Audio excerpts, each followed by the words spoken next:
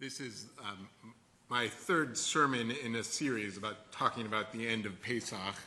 I talked about this on Thursday night and last night, and now I continue because every year I get this question from somebody. You know, it's often a congregant, but I would say it's always my mom. What day is Pesach over? When's the end of Passover? I should email my mom beforehand, just tell her, send her a thing on her calendar on the iPhone. So it's a simple question, and it's a simple answer, but it's also a complicated answer. In the Torah, we read that Pesach is how many days long? 7 days long. The first day is a festival. The last day is a festival. The intermediate days are, if you could say, less holy. Festival meaning you can't work on the first day, you can't work on the last day. It came down in Jewish tradition. You would say Kiddush on the first day, and what the meal that became the Seder, you would say Kiddush on the last day. So 7 days. It's easy. Yesterday was the last day of Pesach. But hold a second. Not so easy. If you go down the street to Tzedek or Shalom or to an Orthodox synagogue, today is the last day of Pesach. Just so happens also to be Shabbat. Today is Shabbat and Yontif, Yom Tov. So why is this? In the ancient times when the temple stood, they would announce the new month by witnesses would see the little sliver of the moon in the sky. That would be the new month, and they would announce it, right? The Hebrew dates follow the cycles of the moon. The witnesses would see the new moon. They then would light torches on the Temple Mount, and the hills in Jerusalem would see these torches, and they would light torches on these hills, and they would go out into the countryside announcing the new moon. So this month, the month of Nisan, we know then when Pesach would fall, because that would be 15 days after the new moon was announced. And the full moon happens is when Pesach is. But 2,000 years ago, Jews didn't only live in the land of Israel. Jews lived in Babylonia. Jews lived in Egypt. Jews lived in Rome. They said Jews lived all the way up in the Rhine Valley. They couldn't see these torches. And if they sent a messenger, let's say, from Jerusalem to Babylonia, it might take 2 weeks for that messenger to get there. You might already be too late for Pesach. So communities outside of the land of Israel in ancient times would add an extra day to Pesach, also an extra day to Shavuot, also an extra day to Sukkot, to be extra sure that they celebrated the holiday on the correct day. So let's see. The case of Pesach here, the first 2 days outside of the land of Israel would be a festival. Then, of course, the seventh day would be a festival, and there would be an added 8th day. But in the land of Israel, still only 7 days, just like the Torah says. You still with me? Yes, okay. So, the discussion about this in the Talmud brings up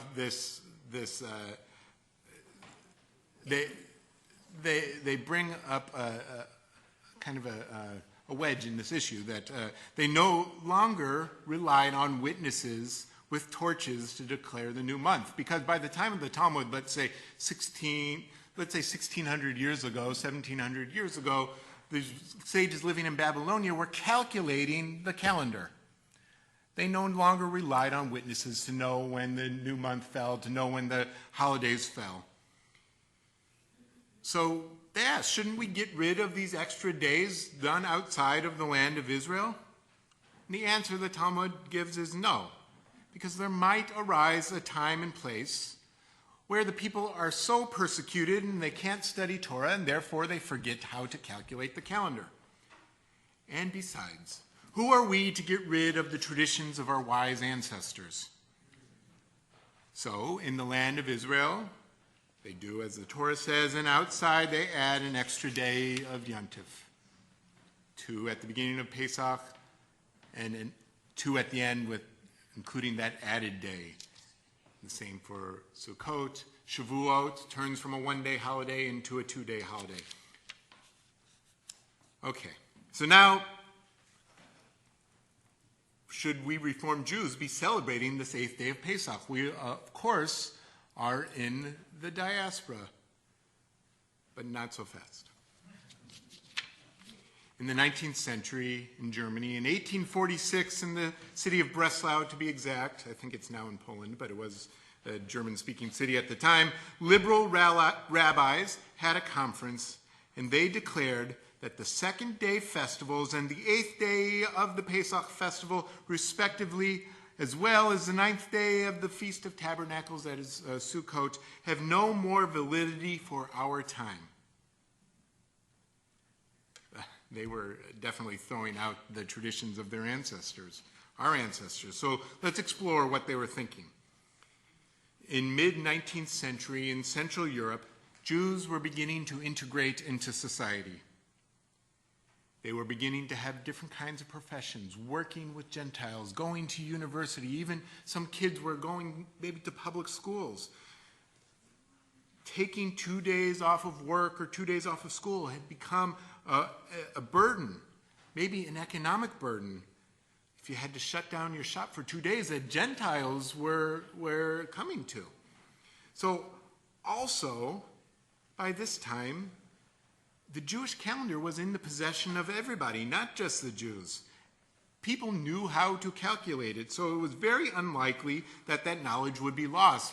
I've said this, if you go to my office and you look on my shelf, I have a book that stretches the Jewish calendar all the way to the year 2100. I'm sure they had books like that in this time. Anybody could look up the date and see when Pesach falls.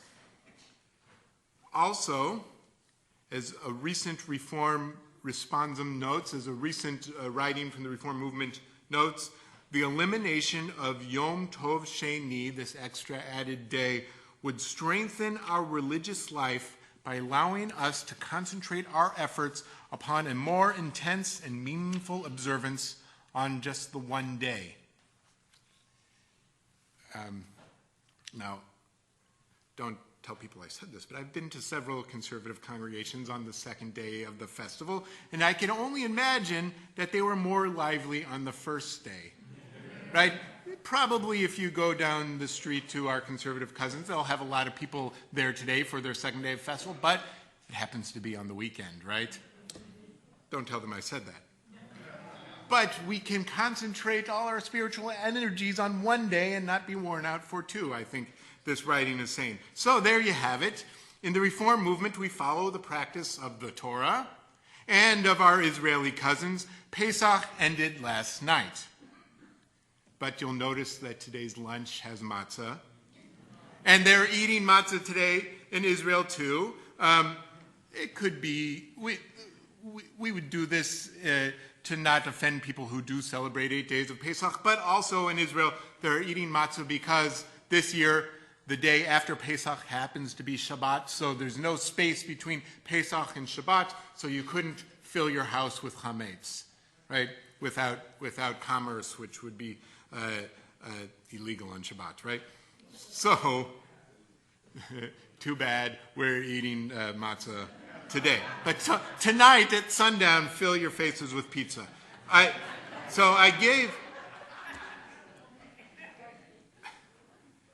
gave this short history lesson not to confuse you.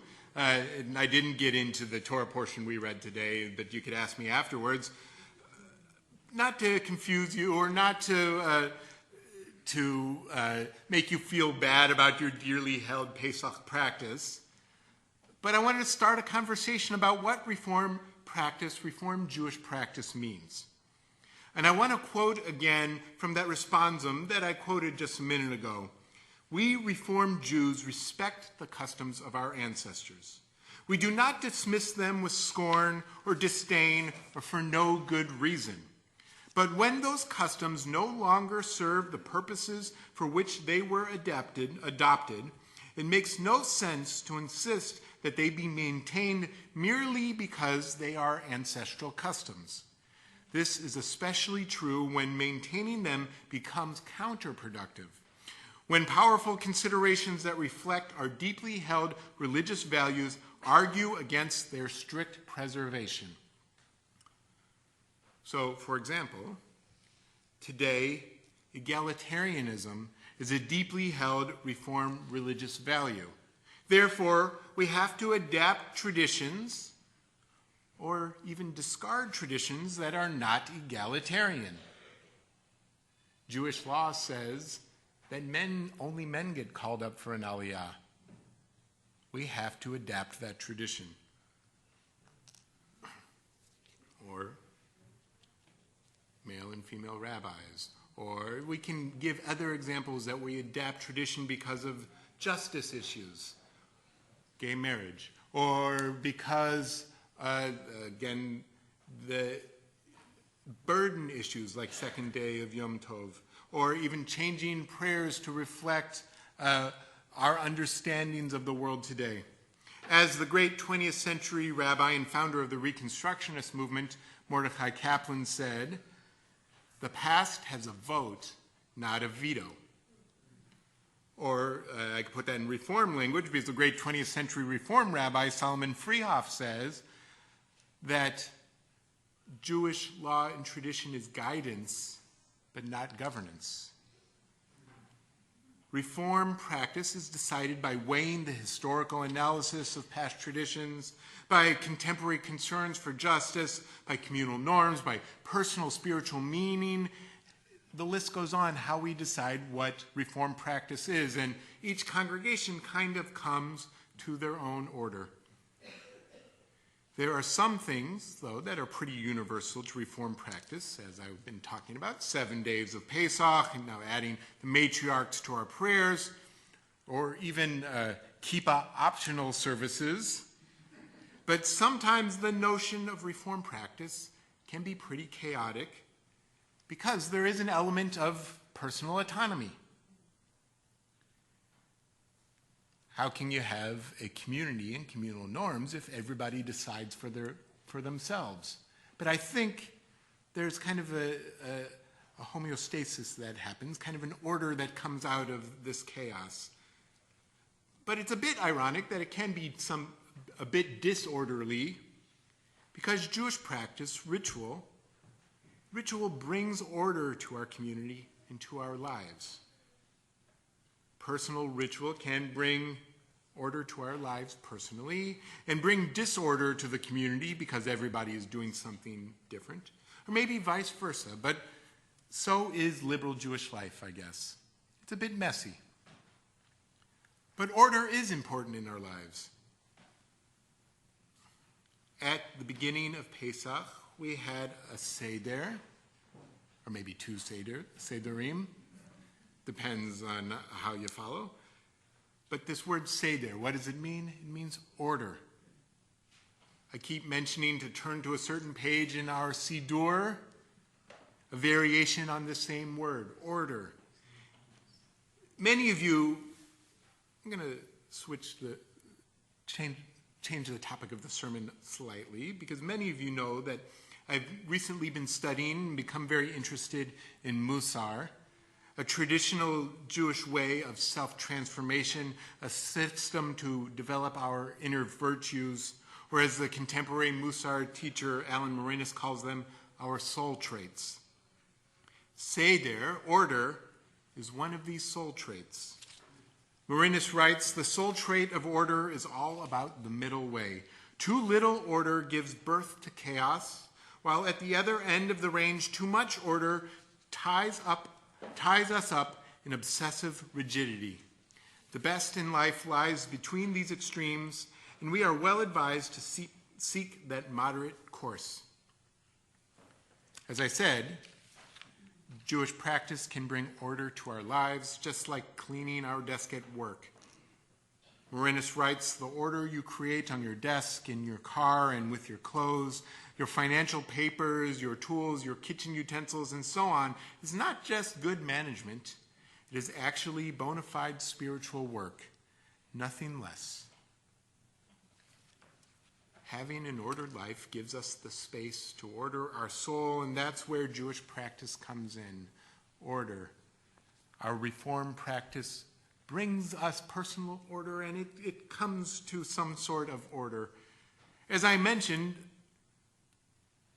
it can seem disorderly, Reform practice, but I think that is actually this middle way that Morenus speaks about.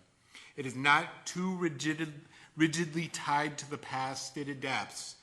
But at its best, it is also rigorous and serious. A trait related to Seder, related to order in Musar, is anava, humility. Morenus writes, disorder is often the child of a rebellious ego that resists humbly occupying a rightful place.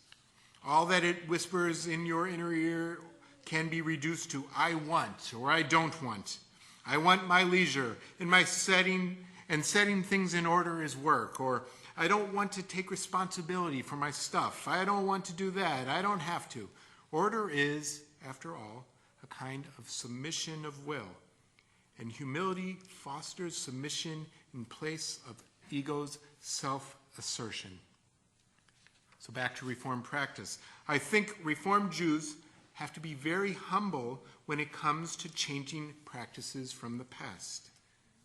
We have to have our right place. Are we doing it because of Seder, because of order, or are we doing it because we think we are smarter than our ancestors, or because of perceived convenience? We need humility when we face the Jewish past. Our ancestors were, after all, spiritual giants. But we live in a different time, and they had great insights into the human soul. Even though we live at a different time, they still speak to us. Practicing 7 days of Pesach might be the right thing to do today for our Judaism, but the Reform movement did not make this decision because we are better than our ancestors. They humbly took this position. Reform Judaism needs to have great kavod, honor, another great soul trait for those who developed this thing we call Judaism. Morenus writes again, the Musar teachers have had almost as much to say about honor as humility, since the two are actually very closely linked. In this case, what I have in mind is what disorder inevitably involves some sort of dishonor. The only question is, what or who is the target of the dishonor? When we as Reformed Jews develop our practice, we do not want to dishonor those who came before us, including our Reform founders. The Reform movement of today looks very different than 50 years ago or 100 years ago, but we are humbly still part of a great chain of tradition, an ordered tradition. I started this sermon with a history lesson of the 7 days versus 8 days of Pesach. Then we talked about Reform practice more broadly, and then I threw in a related Musar teaching. My point that I hope you take from this is that Reform Judaism has reasons for its unique practices that look to the past with humility and honor, but also evolve to bring order and meaning to our lives. Shabbat Shalom.